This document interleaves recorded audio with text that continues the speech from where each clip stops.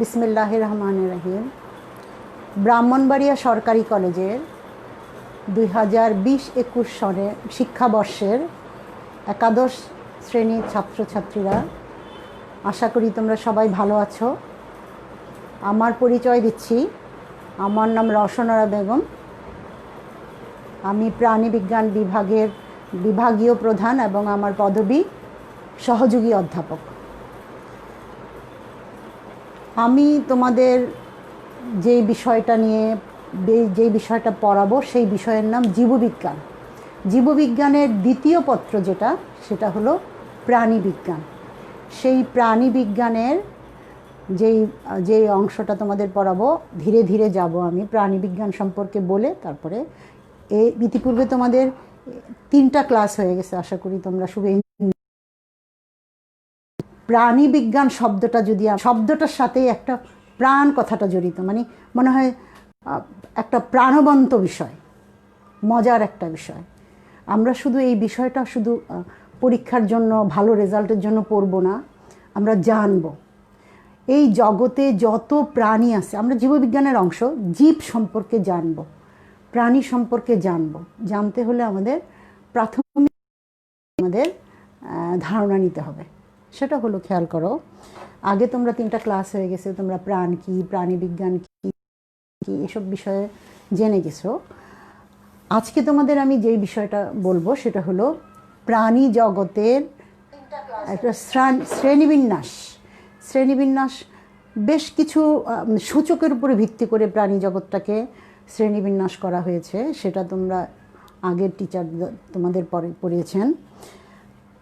আজকে আমি তোমাদের যে বিষয়টা বলবো সেটা হলো বিজ্ঞানী শ্রেণীবিন্যাসবিদ। যারা শ্রেণীবিন্যাস নিয়ে কাজ করে তাদেরকে বলে শ্রেণীবিন্যাসবিদ।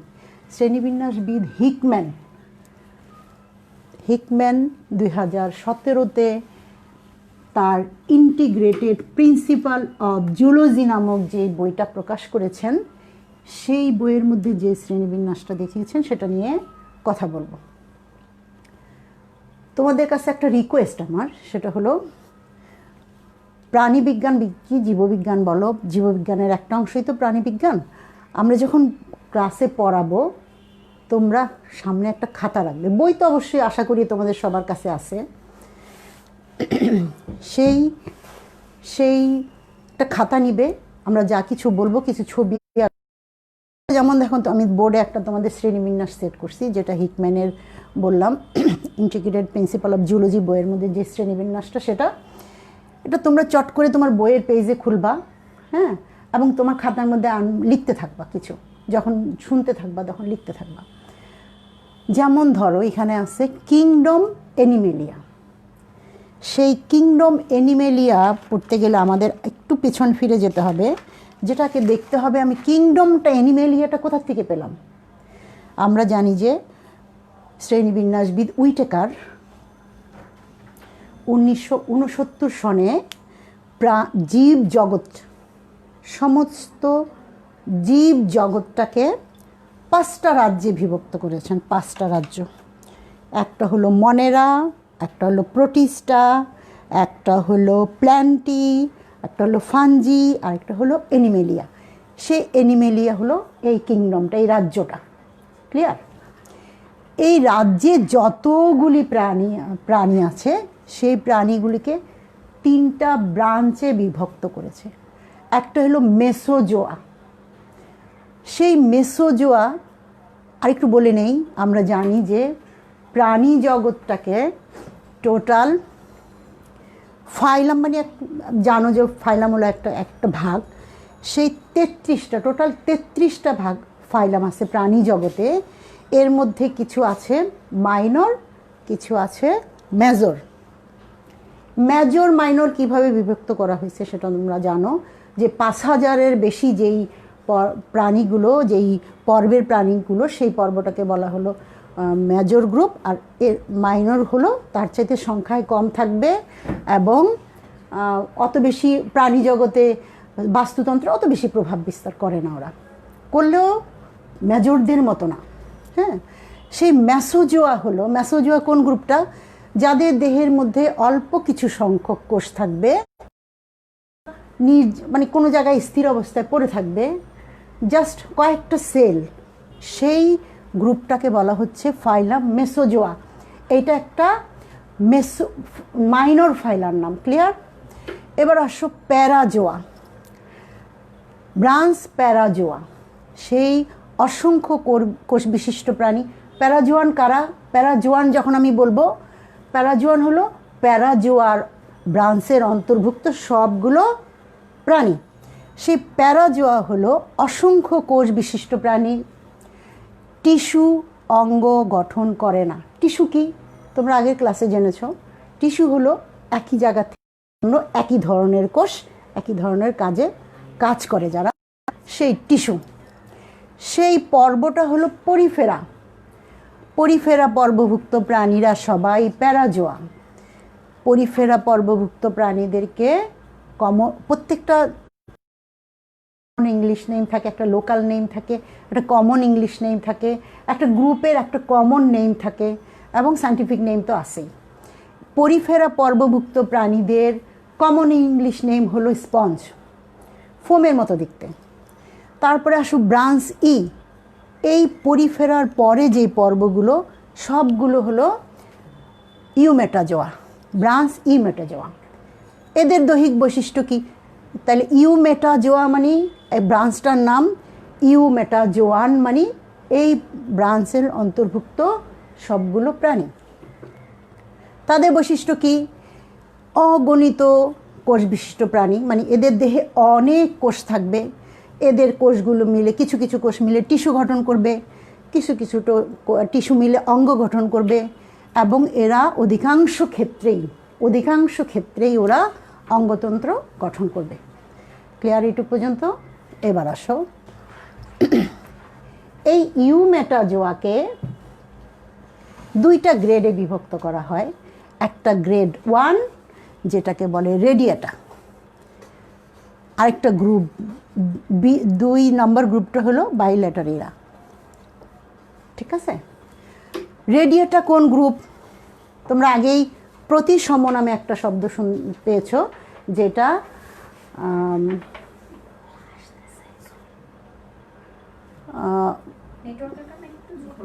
আচ্ছা,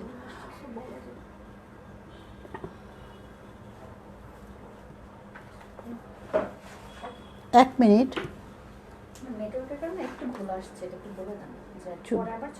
আচ্ছা, একটা বিষয়, কোন ছবিটা?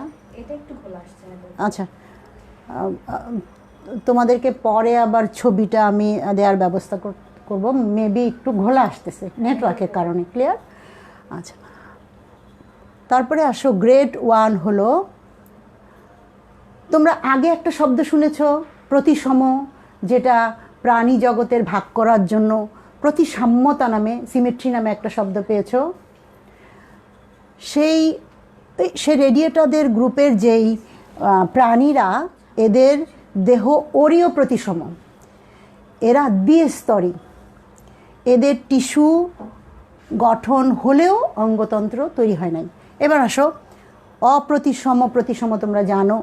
দ্বিস্তরী মানে আমরা জানি যে নিষিক্ত ডিম্বাণুকে বলে জাইগোট।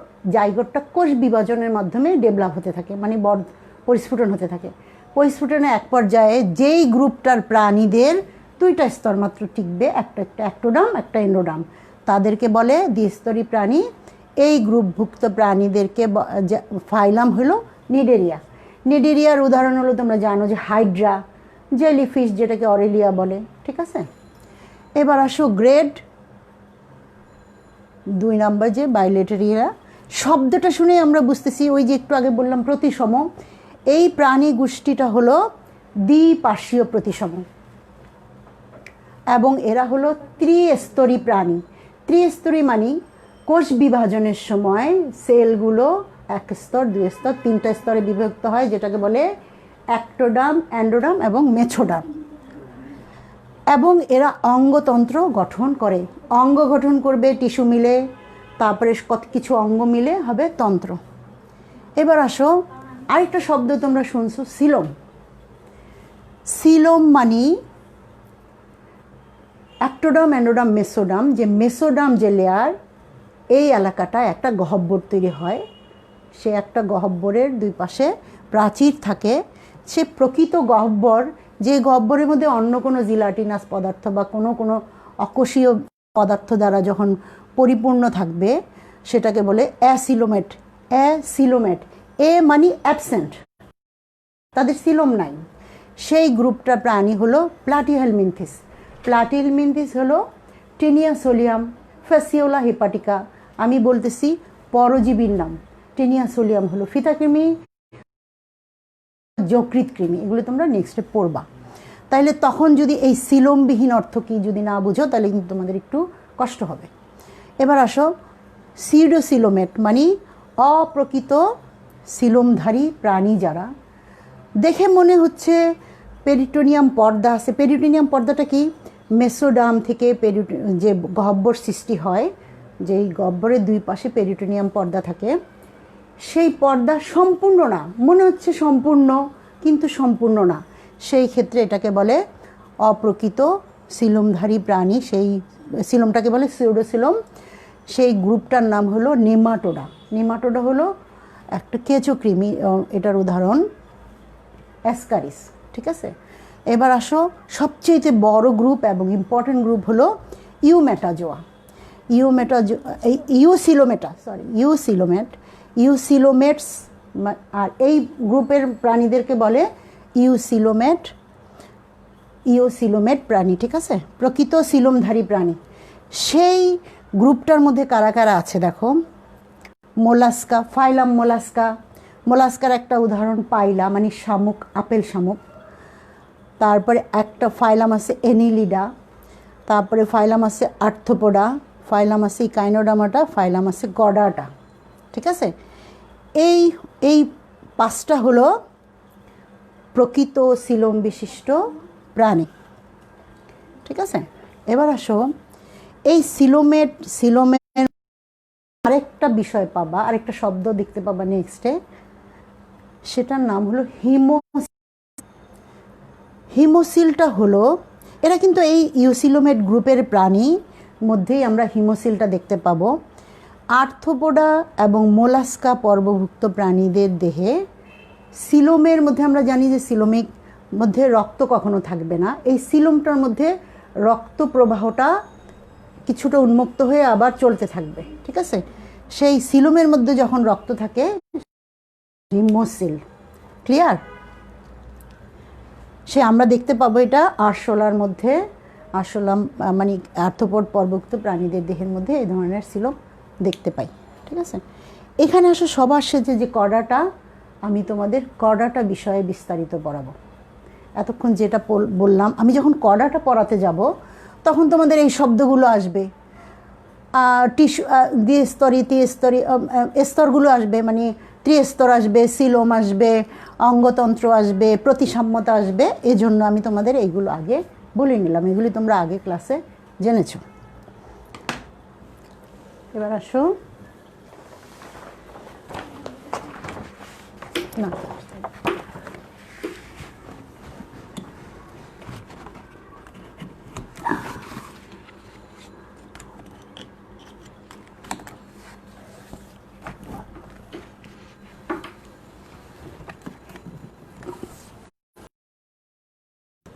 এবার আসো, আমি তোমাদের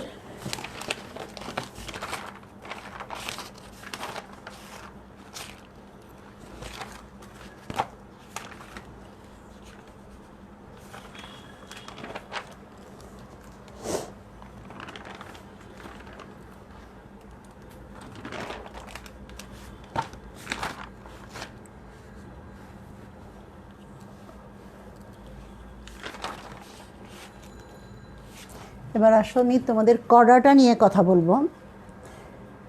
কর্ডাটা আমরা এই বিষয়ে এখানে যতগুলি শব্দ দেখতেছি, মোটামুটি প্রত্যেকটা শব্দের অর্থ জেনে তারপরে আমরা যদি পড়ি, তাহলে আমাদের বৈশিষ্ট্যগুলি চোখের সামনে চলে আসবে, আমাদের বুঝতে সুবিধা হবে। যেমন ধরো কর্ডাটা,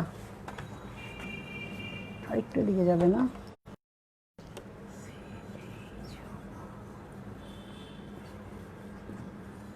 দেখা যাচ্ছে?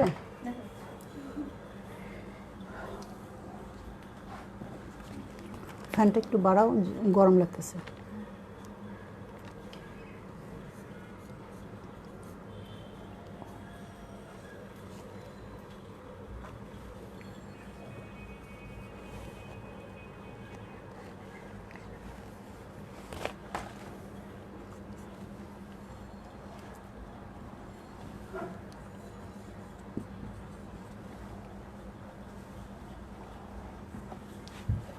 খেয়াল করো, আমরা পড়তেছি ফাইলাম কর্ডাটার শ্রেণীবিন্যাস। ফাইলাম কর্ডাটার শ্রেণীবিন্যাসে কর্ডাটা লিখলাম। এটা দুইটা আমাদের ইংলিশও না, আর ল্যাটিন শব্দ এবং গ্রিক শব্দের সমন্বয়ে কর্ডাটা তৈরি হয়। ল্যাটিন শব্দ কর্ডা এবং গ্রিক অ্যাটা। কর্ডাটা শব্দের অর্থ হলো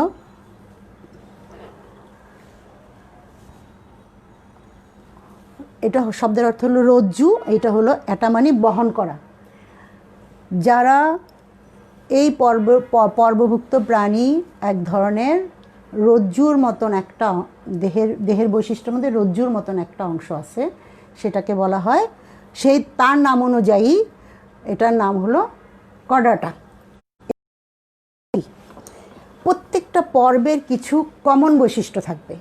এই কর্ডাটা পর্বভুক্ত প্রাণীদের 3টা বৈশিষ্ট্য অবশ্যই থাকবে, না হলে ওরা কর্ডাটা হবে না। যেটা হলো পৃষ্ঠদেশীয় নটোকর্ড নামে একটা অংশ থাকবে, পৃষ্ঠদেশীয় ফাফা স্নায়ুরজ্জু থাকবে এবং গলবিল থাকবে যেটার মধ্যে রন্ধ্রযুক্ত। সেটা হলো কর্ডাটা পর্ব। ঠিক আছে, সেই কর্ডাটা পর্বটাকে, যেহেতু একটা বিশাল একটা জগৎ, সেই পর্বটাকে টোটাল 3টা সাব ফাইলেমে বিভক্ত। খেয়াল করো, Urochordata, Cephalochordata, Vertebrata. Urochordata, Cephalochordata, Vertebrata. এখানে আসো, আমাদের শব্দগুলি অর্থ অবশ্যই জানতে হবে। ইউরোকর্ডাটা হলো লেজের মধ্যে যাদের নটোকর্ডের উপরে ভিত্তি করে কিন্তু এই শ্রেণীবিন্যাসটা। যাদের লেজের মধ্যে নটোকর্ডটা থাকবে, জীবনের কোনো এক পর্যায়ে থাকবে, আজীবন নাও থাকতে পারে। যাদের সেফালাস কথাটার তো হলো মস্তক, মস্তক অঞ্চলে যাদের কর্ডাটা থাকতেছে, মস্তক অবশ্যই থাকতেছে। মস্তক কেন এখানে বলছে? এদের যেহেতু লেজের মধ্যে থাকতেছে, এদের মস্তকে থাকবে। মস্তক তো থাকে এবং দেহের এক প্রান্ত থেকে শেষ প্রান্ত পর্যন্ত থাকে। এরা হলো সেফালোকর্ডাটা। এবার আসো ভার্টিব্রাটা আমরা কিসের উপরে ভিত্তি করে একটু শ্রেণীবিন্যাস? নটোকর্ড। ঠিক আছে, এদের মধ্যে থাকবে লেজের দিকে, এদের মধ্যে থাকবে মাথায়, বলছে কিন্তু শব্দের অর্থটা মাথায় হলো, এটা মাথা থেকে লেজ পর্যন্ত থাকবে। এবং ভার্টিব্রাটা হলো যাদের নটোকর্ড ভার্টিব্রা কশেরুখায় রূপান্তরিত। কশেরুখা কি? একটা সাধারণ একটা মাছের কথা চিন্তা করো। মাছের ভেতরে যে কাঁটাটা, একটা মোটা শক্ত কাঁটা থাকবে না, যেটাকে আমরা মেরুদণ্ড বলি বাংলায়, এটাকে ইংলিশে বলে ভার্টিব্রা। এটা কিন্তু নটোকর্ড রূপান্তরিত হয়েছে। নটোকর্ডটা রূপান্তরিত হয়ে ভার্টিব্রা রূপ ধারণ করছে, এটাকে কশেরুখা বলে বাংলায়, সেটাকে বলে সেই গ্রুপটা হলো ভার্টিব্রাটা। তাহলে নটোকর্ডের উপরে ভিত্তি করে 3টা ভাগ। ইউরোকর্ডাটা যাদের লেজের দিকে নটোকর্ডটা থাকবে। আরও মজার বিষয় আছে, আমি আগাচ্ছি। সেফালোকর্ডাটা যাদের মাথা থেকে লেজ পর্যন্ত থাকবে, মানে মাথায় থাকবে দেখে সেফালোকর্ডাটা, যাদের নটোকর্ডটা ভার্টিব্রা বা কশেরুখায় রূপান্তরিত, সেটা হলো ভার্টিব্রাটা। এবার আসো, ইউরোকর্ডাটার কতগুলো ভাগ আছে। একটা হলো এসিডিয়াসিয়া, থ্যালিয়াসিয়া, লার্ভাসিয়া, 3টা ক্লাস। এসিডিয়াসিয়ার পর্বভুক্ত একটা প্রাণীর নাম হলো এসিডিয়া। খেয়াল করো, আমরা পড়তেছি কর্ডাটা পর্বের প্রাণীগুলো যত এইদিকে তত অনুন্নত কর্ডেট। তার মানে আমরা জানি যে কর্ডাটা পর্বের বৈশিষ্ট্য কী? নটোকর্ড থাকবে, পৃষ্ঠদেশীয় ফাফা স্নায়ুরজ্জু থাকবে এবং গলবিলীয় ফুলকারন্ধ্র থাকবে। ঠিক আছে, এই প্রাণীদের দেখো এসিডিয়া এমন একটা এসিডিয়া এই ক্লাস অন্তর্ভুক্ত প্রাণীর নামও এসিডিয়া। তার এই এসিডিয়া প্রাণীটা এমন একটা প্রাণী সামুদ্রিক, এদের দেহের মধ্যে নটকটটা কোথায় থাকবে? লেজের দিতে থাকবে, গলবিলীয় ফুৎকারন্ধ্র থাকবে, এদের দেহের ভিতরে পৌষ্টিক নালীটা ইউ আকৃতি থাকবে, এটা বলে সমুদ্রের ফোয়ারা, দেহের মধ্যে দুইটা সাইফন থাকবে, একদিক দিয়ে পানি প্রবেশ করবে আর একদিক দিয়ে বের হয়ে যাবে, দিলে পানি এভাবে পড়ে যায়, এরকম ফোয়ারার মতন পানি ঝরতে থাকে। সেই প্রাণীগুলো যখন লার্ভা অবস্থা থাকবে, এদের একটা লার্ভা দশা থাকে, এই লার্ভা দশায় এরা স্বাধীন। খেয়াল করো, লার্ভা শব্দটা নতুন আসলো। লার্ভা, তোমরা এই শব্দগুলো আগে ইনসেক্ট পতঙ্গের লাইফ সাইকেলে খেয়াল করছো। Larva, nymph. লার্ভা কারা? লার্ভা হলো অ্যাডাল্ট প্রাণীর যখন ভ্রূণীয় দশা থেকে ডেভেলপ হতে থাকে। লার্ভা এমন একটা দশা, সেই দশাটায় তার যে অ্যাডাল্ট অবস্থায় তার যে রূপ ধারণ হবে সেটার সাথে কোনো মিল নাই। ক্লিয়ার? এবং তাদের খাদ্যাভ্যাসেও মিল নাই, বসবাসেও মিল নাই, কিছুর সাথে মিল থাকবে না। যারা পূর্ণাঙ্গ প্রাণীর সাথে লার্ভা অবস্থার সাথে কোনো মিল নাই, এমন এসিডিয়ার মধ্যে এমন একটা দশা দেখা যায়। লার্ভা অবস্থায় এদের দেহের মধ্যে নটকটটাও থাকলো, নটকট থাকবে, পৃষ্ঠদেশীয় স্নায়ুরজ্জু থাকবে এবং গলবিলীয় ফুলকারন্ধ্র সবই থাকবে। কিন্তু এরা যখন অ্যাডাল্ট হবে, পূর্ণাঙ্গ নটকটটা বিলীন হয়ে যায়। তাহলে কি হলো? সে কর্ডাটার মধ্যে সবচেয়ে নিম্ন শ্রেণীর একটা প্রাণীতে বৈশিষ্ট্য সম্পন্ন হলো, কারণ ওর মধ্যে নটকট। কখন? পূর্ণাঙ্গ দেহে। তখন কি হবে? নটকটটা মূলত দেহটাকে ধরে রাখতেছে। ক্লিয়ার? তখন ওরা কি করবে? পানির নিচে তলদেশে পানির নিচে কোনো একটা শক্ত কিছুর মধ্যে দেহটাকে আটকে রাখবে, সেটাকে বলে সেসাইল, আটকে রাখবে। এটা লার্ভা অবস্থায় স্বাধীন, খাদ্যাভ্যাসও অন্যরকম, অ্যাডাল্টের সাথে কোন অ্যাসিডিয়ার মূল পূর্ণাঙ্গ অ্যাসিডিয়ার সাথে মিল নাই। ওরকম অ্যাসিডিয়া, থ্যালাসিয়া, লার্ভাসিয়া, এই তিনটা আমরা যখন পড়ব প্রত্যেকটার প্রাণীর বৈশিষ্ট্য সহ পড়ব। আজকে আবার একটু দ্রুত শেষ করি, মোটামুটি নেক্সট ক্লাসে তোমাদের আরও বিস্তারিত বলবো। এবার আসো সাইক্লোস্টোমাট সাবফাইলাম সেফালোকডাটা। সেফালাস মানে আমরা আগেই বলছি যে সেফালাস মানে মস্তক, যেহেতু এদের লেজের দিকে কডাটা ছিল, নটকটটা ছিল, এদের মাথায়ও আছে, কিন্তু এদের জীবনের শুরু সারা জীবনেই এরা যেমন ক্ষয়প্রাপ্ত হয়ে যায়, এটা হয় না। সারা জীবনই এদের মাথা থেকে শুরু পর্যন্ত লেজ পর্যন্ত কডাটা থাকবে, নটকটটা থাকবে, এটার উপরে পৃষ্ঠদেশীয় ফাফা স্নায়ুরজ্জু থাকবে এবং খুবই উন্নত মানের গলবিল থাকবে। ঠিক আছে? সেফালোকডাটার উদাহরণ হলো ব্রাঙ্কিওস্টোমা। ঠিক আছে? আগে ব্রাঙ্কিওস্টোমা, ঠিক আছে, এই প্রাণীদের বলা হয় ল্যান্সলেট। সেফালোকডাটা পর্বভুক্ত প্রাণীদের বলা হয় ল্যান্সলেট। কী কারণে ল্যান্সলেট বলা হয়? কারণ এদের দেহটা বর্ষার মতন। বর্ষা যেমন সামনের দিকে থেকে পেছনের দিকে এরকম থাকে না, এরকম বর্ষার মতো, এই জন্য একে বলে ল্যান্সলেট। এবার দৈহিক বৈশিষ্ট্য হলো এদের একটা ওরাল হুড থাকবে। হুড কি? হুড হলো ঢাকনা, মাথা ঢাকা যে, সেটাকে বলে হুড, কোনো কিছু ঢাকনা। তো ওরাল হুড মানে মুখের সামনে এক ধরনের ওরাল হুড থাকবে এদের দৈহিক বৈশিষ্ট্যের মধ্যে একটা। এই হুডের মধ্যে বা সিঁড়ি থাকবে, ছোট ছোট সিঁড়ি থাকবে। ঠিক আছে? এদের দেহের মধ্যে উন্নত মানের গলবিলীয় ফুলকারন্ধ্র থাকবে, সেটাকে বলে অ্যাট্রিয়াম। ঠিক আছে? অ্যাট্রিয়ামটা এক সময় দেহ থেকে বের হয়ে যাবে, যে কমন একটা পোর মানে ছিদ্র, সেটাকে বলে অ্যাট্রিওপোর। এবার আসো ফাইলাম, সাবফাইলাম, ভার্টিব্রাটা, সবচেয়েতে বড় গ্রুপ। সেই ভার্টিব্রাটা পড়তে গিয়ে আমরা যে জিনিসটা দেখব, এখানে আছে দুইটা সুপার ক্লাস। আমরা এইখানে আসো, ফাইলাম কর্ডাটা। আমরা তোমাদের এই জিনিসগুলি খুব মনোযোগ দিয়ে করতে হবে, এই জন্য তোমাদের এগুলি থিওরিতেও আছে, ব্যবহারিকেও আছে। ব্যবহারিকে তোমাদের একটা বিষয় আছে স্পটিং, যেটার নাম মানে শনাক্তকারী বৈশিষ্ট্য তোমাদের লিখতে হয়। জারের মধ্যে মনে করো তোমাকে একটা বুফো দেওয়া হলো, বুফো মানে কোনো ব্যাংক, ঠিক আছে। তোমার এখানে তুমি 9 10-এ নিশ্চয়ই এটা করছো ম্যাট্রিক পরীক্ষার সময়, তোমাকে এখানে শ্রেণীবিন্যাস করতে হবে। শ্রেণীবিন্যাস করতে হলে তোমাদের কর্ডাটা পর্বের মধ্যে যেই বিষয়গুলো তোমার আসতেই হবে, সাব ফাইলাম আসতেই হবে, সাব ফাইলাম আসতে হবে। কারণ দেখো, এই সাব ফাইলাম যদি আমি না লিখি, ইউরোকর্ডাটার সাথে ভার্টিব্রাটার বৈশিষ্ট্য কখনোই মিলবে না। সাব ফাইলাম ভার্টিব্রাটা, বুফো যখন তুমি শ্রেণীবিন্যাস করবে, তোমার সাব ফাইলাম অবশ্যই বলতে হবে, সেটা কি ভার্টিব্রাটা।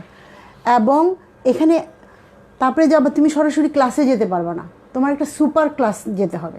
সেই সুপার ক্লাস ভার্টিব্রাটার 2টা, সাইক্লোস্টোমাটা, ন্যাথোস্টোমাটা। যেমন বুফোর কথা আবার পরে বলতেছি, মানে আমি যেটা বললাম, যেটা তোমাদের যে ন্যাথোস্টোমাটা, যেটা এটা হলো তোমাদের অবশ্যই ক্লাসিফিকেশনের সময় সাবফাইলাম আসতে হবে, সুপার ক্লাস আসতে হবে। সেটা আসো, ভার্টিব্রাটা পর্বভুক্ত প্রাণীর এদের 2টা সুপার ক্লাস আছে, একটা সাইক্লোস্টোমাটা, একটা ন্যাথোস্টোমাটা। সাইক্লোস্টোমাটা শব্দটা আমরা শুনেই বুঝতেছি যে গোলাকার মুখ। এটাকে আরেকটা শব্দ আছে, সেটাকে বলে অ্যাগনাথা। অ্যাগনাথা, নাথাস মানি চোয়াল, এ মানি অ্যাবসেন্ট, এদের কোনো চোয়াল নাই। এই গ্রুপটার মধ্যে অবশ্যই চোয়াল থাকবে, ঠিক আছে। এই সাইক্লোস্টোমাটা পর্বভুক্ত সুপার ক্লাসভুক্ত 2টা ক্লাস আছে, একটা হলো মিক্সিনি, আরেকটা হলো পেট্রোমাইজন্টিডা, ঠিক আছে। এই 2টা ক্লাসের মধ্যে শুরুতেই দেখে মনে হচ্ছে মাছ মিক্সিনি এবং পেট্রোমাইজন্টিডা। মিক্সিনি ক্লাসভুক্ত প্রাণীর একটা উদাহরণ হলো এই পর্বভুক্ত যে প্রাণীগুলো আছে, এটাকে বলে হ্যাকফিশ। হ্যাকফিশ শব্দের হতো কুৎসিত, নোংরা। কী কারণে ওরা নোংরা? এদের মুখের মধ্যে কতগুলো সিঁড়ির মতো থাকবে। এরা সবাই সামুদ্রিক এবং বেন্থিক কাদেরকে বলে? বেন্থিক হলো কাদার মধ্যে যারা জলাশয়ের কাদার মধ্যে যারা বসবাস করে, তাদেরকে বলে বেন্থিক। এরা দেখতে কুৎসিত। সুতরাং কেন আবার এটা হলো? এদের গায়ের মধ্যে পিচ্ছিল জাতীয় মিউকাস অনেক পরিমাণে। কি কারণে? এরা বেন্থিক, নিচে কাদার মধ্যে বসবাস, খসখসে, এদের চামড়ার মধ্যে প্রচুর মিউকাস থাকবে, ঠিক আছে। এবার আসো,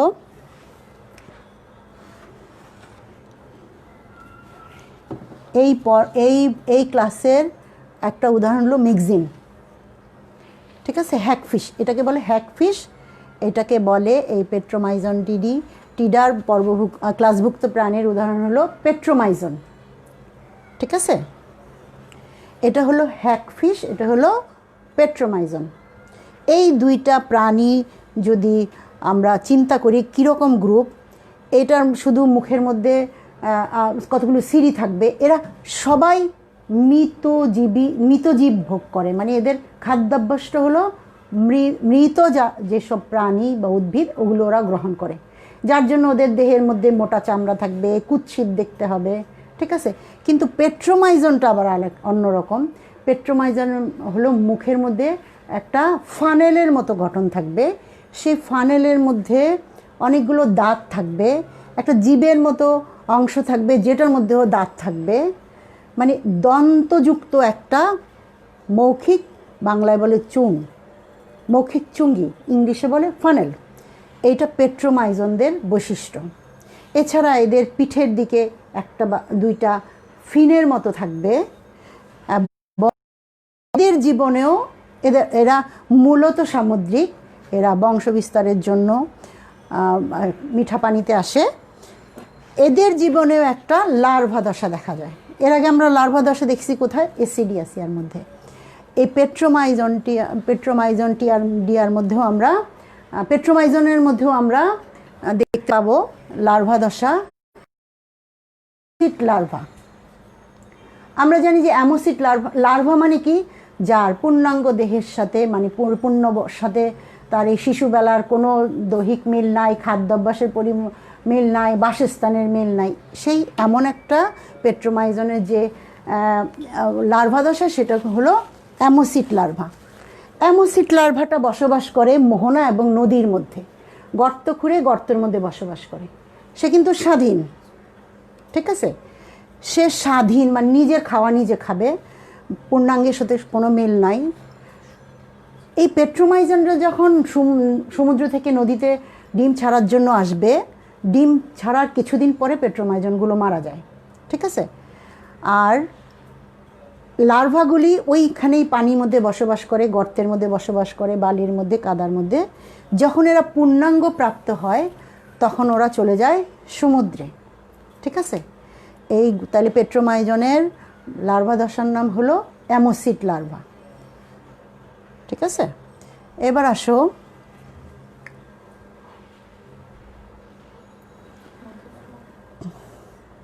আচ্ছা, পেট্রোমাইজনটা দেখতে ইলের মতন। ইল মানে কি, বাইন মাছ, এই জন্য এটাকে বলে ইল ফিশও বলা হয়।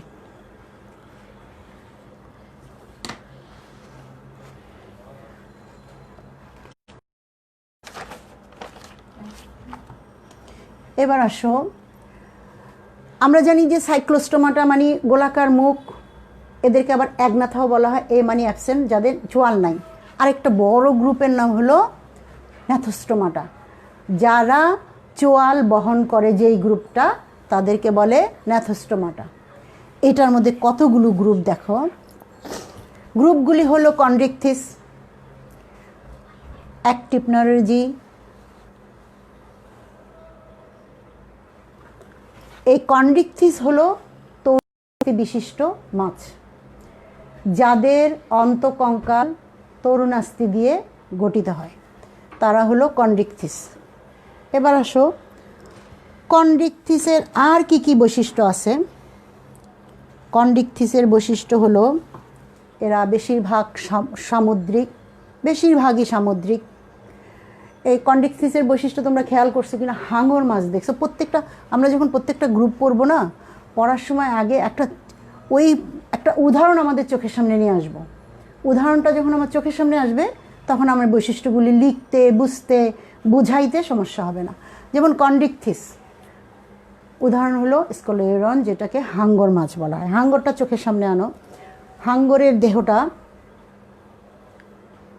সিলিন্ডারের মতো, মাথাটা একটু চাপা, যেটার মুখ এবং নাসারন্ধ্র নিচের দিকে থাকবে। এদের দেহের মধ্যে ছোট ছোট আইস থাকবে, যেটা বাইরের থেকে ভিজিবল চোখে দেখা যাবে না, মাইক্রোস্কোপিক আইস, সেটাকে বলে প্ল্যাকয়েড আইস। কিন্তু প্ল্যাকয়েড আইসটা তুমি অনুভব করতে পারবে। তুমি হাঙ্গরের গায়ের মধ্যে যদি টাচ করো, তোমার কাছে একটু বালি বালির মতো লাগবে, মানে ওইটা কিন্তু ওই প্ল্যাকয়েড আইসের একটা অংশ তোমার কাছে, স্পাইনে একটা অংশ থাকে, সেই অংশটা তোমার হাতের মধ্যে অনুভব হবে, সেটার নাম হলো প্ল্যাকয়েড আইস, ঠিক আছে। এবং এদের ঘ্রাণ শক্তি অনেক বেশি। এটা স্কলিডনকে আমরা আরেকটা নামে ডাকি, সেটা হলো ডগফিশ। আমরা জানি কুকুরের কিন্তু ঘ্রাণ শক্তি অনেক বেশি। আরও একটু অন্যভাবে একটু বলি, যদি তোমরা কার্টুন সিনেমায় দেখে থাকবা যে এদের ঘ্রাণ শক্তি কীরকম বেশি, এটা উদাহরণ হলো যখন কাউর গায়ের থেকে বা কোনো তার শিকারী কোনো প্রাণীর থেকে যদি রক্ত পড়ে, অনেক দূর থাকলে ওরা টের পেয়ে যায়, চট করে এখানে চলে যাবে, মানে ওদের ঘ্রাণ শক্তি এত বেশি। কন্ড্রিকথিস পর্বভুক্ত ক্লাসের যে ওদেরকে একটা উদাহরণ হলো স্কলিডিয়ন, হাঙ্গর, ঠিক আছে। এবার আসো অ্যাক্টোপনেরিজি, যেটা যাদের দেহের মধ্যে মাছের, আরেকটা বিষয় হলো কন্ড্রিকথিসে আবার আসি। কন্ড্রিকথিসে উল্লেখযোগ্য একটা বৈশিষ্ট্য থাকে, যেটাকে বলে হেটারোসার্কাল পুচ্ছ পাখনা। আমরা জানি মাছের কি কি পাখনা থাকবে, যুগ্ম পাখনা থাকবে, অযুগ্ম পাখনা থাকবে। অযুগ্ম পাখনা হলো লেজের যে একটা পাখনা, সেটাকে ইংলিশে বলে কডাল ফিন। সে কডাল ফিনটা খেয়াল করো, এটা যদি একটা হাঙ্গর হয়,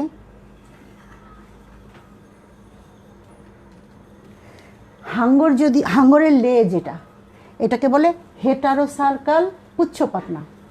মানে হেটারো কেন হলো, মানে আমরা আরেকটা ছবি আঁকি, দেখো এটা যদি একটা রুই মাছের হয়,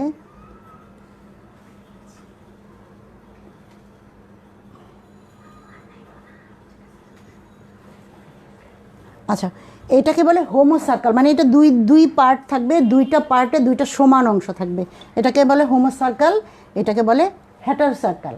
হেটারো মানে দুইটা মিল নাই, কিন্তু মিল কি শুধু বাইরের থেকে নাই তা না, এদের যে ভার্টিব্রাটা আছে, ভার্টিব্রাটা একটু উপরের দিকে উঠে যাবে, মানে এই পোর্শনে চলে যাবে, এই জন্য পারফেক্টলি হেটারোসার্কাল এলা। তাইলে কন্ড্রিকথিস পর্বভুক্ত প্রাণীদের কী কী বৈশিষ্ট্য আমরা লিখব, চোখের সামনে আনো একটা হাঙ্গর। বৈশিষ্ট্য হলো দেহের মধ্যে আইস যেটা থাকবে, যুগ্ম অযুগ্ম পাখনা থাকবে, তারপরে এদের নাসারন্ধ্র এবং মুখ নিচের দিকে থাকবে। আরও একটা উল্লেখযোগ্য বৈশিষ্ট্য হলো এদের পাঁচ থেকে 7 জোড়া ফুলকা রন্ধ্র থাকবে, কিন্তু এদের কোনো ফুলকা রন্ধ্রটার উপরে কোনো কাবার থাকবে না। তো রুই মাছের কথা আমি নেক্সট আসবো। রুই মাছের যে ফুলকা থাকবে 4 জোড়া, সেটা কিন্তু একটা কাবার দিয়ে ঢাকা থাকে, সেটাকে বলে অপারকুলাম। কিন্তু হাঙ্গর তোমরা খেয়াল করছো, তোমরা এই জিনিসগুলি জানার জন্য আমি বলবো জিওগ্রাফিক চ্যানেলের মনে করো অথবা ইউটিউবে কন্ড্রিকথিসটা সার্চ দিলে তোমরা দেখতে পাবা এদের বৈশিষ্ট্যটা কী। দেখবে এদের ফুলকাগুলি খোলা, এভাবে বাতাসে পানির মধ্যে যখন ভেসে বেড়ায় তখন ফুলকাগুলি এভাবে করতে থাকে, মানে ডাইরেক্ট ফুলকাটার মধ্যে কোনো কাভার নাই, যেটাকে ফুলকা যেটা কাভার সেটাকে বলে অপারকুলাম। সেটা আমরা অস্থিযুক্ত মাছে দেখতে পাবো। এটা হলো অস্থিযুক্ত মাছ, এটা হলো তরুণাস্থিযুক্ত মাছ। তাহলে হাঙ্গরের মধ্যে প্ল্যাকয়েড আইস থাকবে, এদের উন্মুক্ত অবস্থায় ফুলকা রন্ধ্রগুলি থাকবে 5 থেকে 7 জোড়া, এই পাশে 5টা, এই পাশে 5টা, এপাশে বা এই পাশে 7টা থাকলে এই পাশে 7টা। তাইলে এদের অপারকুলাম থাকবে না, প্ল্যাকয়েড ধরনের আইস থাকবে। তারপরে আইসের আরও তোমরা পরবর্তীতে দেখতে পাবা বিভিন্ন ধরনের আইস আছে। তারপরে আসো অ্যাক্টোপ্টেরিজি, সেটা হলো এটা অস্থিযুক্ত মাছ, মানে এদের কাটা আছে, মাছের দেহের মধ্যে কাটা আছে। এই গ্রুপটার কথা যদি আমরা চিন্তা করি, সেটা মনে করো রুই মাছ, সেটা হলো রুই মাছটা যদি চিন্তা করি, তাইলে এদের দেহের মধ্যে রুই মাছ, ইলিশ মাছের কথা এই জন্য বলবো এখানে আমরা একসাথে দুইটা কাজ করব। এর সাথে আমরা পড়ে ফেলবো যে বাংলাদেশের জাতীয় মাছের নাম কি। ক্লিয়ার?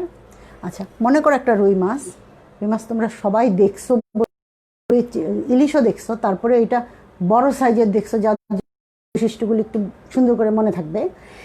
এদের দেহের মধ্যে যুগ্ম পাখনা থাকবে, অযুগ্ম পাখনা থাকবে, ঠিক আছে। এদের কডাল ফিনটা হবে হলো হোমোসার্কাল। মানে কি? কডাল ফিন মানে পুচ্ছ পাখনা।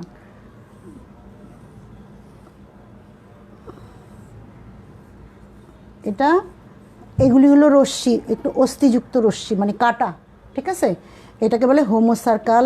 এদের দেহের মধ্যে সাইক্লয়েড ধরনের আইস থাকবে। সাইক্লয়েড, আবার আরেক ধরনের আইসের নাম হলো টিনয়েড। এই গ্রুপটার মাছের দেহের মধ্যে সাইক্লয়েড আইস থাকবে, টিনয়েড আইস থাকবে। টিনয়েড আইসের মধ্যে এক ধরনের কাটা থাকে, কিন্তু সাইক্লয়েড আইস হলো সফট। তাহলে আমরা এই দুইটা গ্রুপের মধ্যে একটা তরুণাস্থিযুক্ত মাছ, একটা অস্থিযুক্ত মাছ, এটার মধ্যে যেই বিষয়টা পেলাম, এটার মধ্যে প্ল্যাকয়েড আইস থাকবে, এটার মধ্যে সাইক্লয়েড এবং টিনয়েড আইস থাকবে। নেক্সট ক্লাসে আমি তোমাদের বাকি যে ক্লাসগুলো, সেই ক্লাসগুলির কথা বলবো, এবং তোমাদের আমি একটু কাজও দিয়ে দিব। কাজটা কি? এই যে ক্লাসিফিকেশন এখানে দেখতে পাচ্ছ, প্রত্যেকটার কিন্তু গ্রিক শব্দ, ল্যাটিন শব্দ, যে বা কমন ইংলিশ নেম যেগুলো, আমরা যদি এগুলোর অর্থটা জানি, তাহলে কিন্তু আমাদের কখনোই ভুল হবে না। যেমন ধরো, আরেকটা কথা বলি, সেফালোকডাটা, ঠিক আছে। সেফালোকডাটার উদাহরণ হলো ব্রাঙ্কিওস্টোমা। আরেকটা বিষয়ে কথা বলে নেই, ব্রাঙ্কিওস্টোমার আগে কিন্তু আমরা পড়তাম অ্যামফিওক্সাস। অনেক দিন অ্যামফিওক্সাস পড়ছি, তারপরে আবার ব্রাঙ্কিওস্টোমা কেন পড়তেছি? তোমরা নামকরণের মধ্যে একটা বিষয় দেখবা, অগ্রাধিকার আইন। পরে দেখা গেল একজন একজন গবেষণা করে আগেই এই অ্যামফিওক্সাসের নামটা ব্রাঙ্কিওস্টোমাটা দিয়েছিল। তাইলে অগ্রাধিকার আইনে তোমরা নিয়ম নীতি পড়বা, এখানে তোমরা অগ্রাধিকার আইন সম্পর্কে পড়বা। এই জন্য ওইটাকে অ্যাম্ফিওক্সাস না বলে ব্রাঙ্কিওস্টোমা বলা হচ্ছে। ক্লিয়ার? তাইলে আমরা প্রত্যেকটা শব্দের অর্থ জানবো। প্রত্যেকটা শব্দের অর্থ জানলে এই দুইটার মধ্যে আমি পার্থক্য, ইউরোকার্ডাটা সেফালোকার্ডাটা, আমরা যদি এই দুইটা শব্দই জেনে যাই তাহলে কিন্তু আমি কখনো এসিডিয়ার সাথে ব্রাঙ্কিওস্টোমার সাথে মেলাবো না। ক্লিয়ার? আমার তখন তো শব্দটার সাথে আমার উদাহরণটা চলে আসবে চোখের সামনে। তো আমি তোমাদের রিকোয়েস্ট করব, তোমরা প্রত্যেকটা শব্দ খাতার মধ্যে লিখে লিখে ওটা জানবা, ভার্টিব্রাটাও শব্দটার অর্থ জানবা। আমি তোমাদের নেক্সট এগুলো পড়াবো। শুধু এটা না, কর্ডাটা পর্বে তোমাদের যত প্রশ্ন আছে তোমরা করে রাখো, আমি নেক্সট ক্লাসে তোমাদের এগুলো আনসার করব। ঠিক আছে? তো সবাই ভালো থাকো, বাসায় থাকো, শুধু শুধু ঘরের থেকে বের হবা না। বের যদি হতেই হয়, হ্যাঁ, মাস্ক পরে যাবা, বারবার হাত ধোবা, স্বাস্থ্যের দিকে খেয়াল রাখবা, পরিবারের সবার স্বাস্থ্যের দিকে খেয়াল রাখবা। শুধু তোমার নিজের জন্য না, পরিবেশের প্রতিবেশীরা যদি কোনো এ ধরনের ভুল ত্রুটি করে থাকে তাদের সুন্দর করে বুঝাবা। তুমি উঠতি নাগরিক, তোমার অনেক দায়িত্ব আছে কিন্তু দেশের, সেটার দিকে খেয়াল করবা। আশা করি সবাই ভালো থাকো, সুস্থ থাকো। আল্লাহ হাফেজ।